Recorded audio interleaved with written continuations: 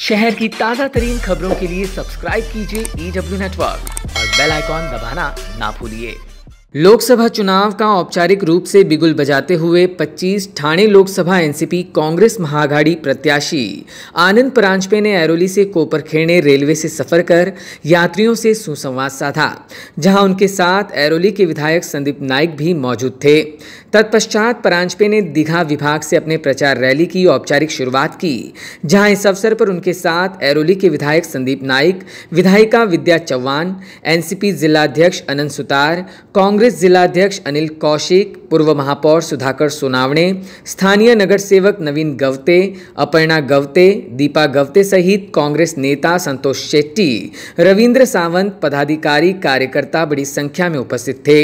दीघा के गवतेवाड़ी से प्रचार रैली की शुरुआत कर विविध इलाकों से होते हुए प्रचार को एल्टनपाड़ा पर विराम दिया गया।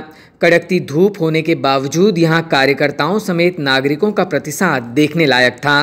दीघा की जनता को आश्वस्त करते हुए आनंद परांजपे ने कहा कि केवल प्रचार के लिए दीघा न आते हुए 5 साल दीघा की सेवा करने वाले सांसद के रूप में वे यहां आए हैं। सकाळपासून आम्ही ऐरोली स्टेशनवरून प्रचाराला सुरुवात केली।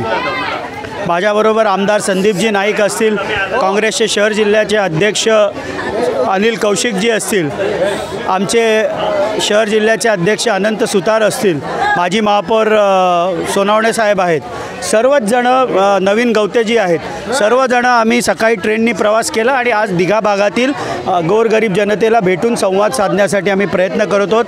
दीघावासियांना आश्वस्त करत आहोत की हा खासदार केवळ तुम्हाला प्रचारामध्ये नाही दिसणार, तर 5 वर्ष तुमची सेवा करणारा खासदार म्हणून तुमच्यासमोर मी आलेलो आहे, असं दीघावासियांना आश्वस्त करायला मी आलेलो आहे। वहीं उन्होंने शिवसेना पर संगीन आरोप लगाते हुए यह कहा कि दीघा के घर उद्ध्वस्त करने में शिवसेना का हाथ है। 100% ज्यांची सत्ता आहे केंद्रामध्ये, राज्यामध्ये, त्यांची सर्वस्व जबाबदारी होती की गोरगरीब जनतेची घरं वाचवणं, पण राजकारण करायचं, तू करायचं, मी करायचं, का तू वाचवायचं का मी वाचवायचं, ज्यांची सत्ता आहे यांनी आपली जबाबदारी न घेता गोरगरीब जनतेचं घरं तोडण्याचं दुष्कृत्य किंवा दुष्काम कोणी केलं असेल तर ती शिवसेना आणि शिवसेनेच्याच लोकांनी केलेलं आहे। Bureau input EW network.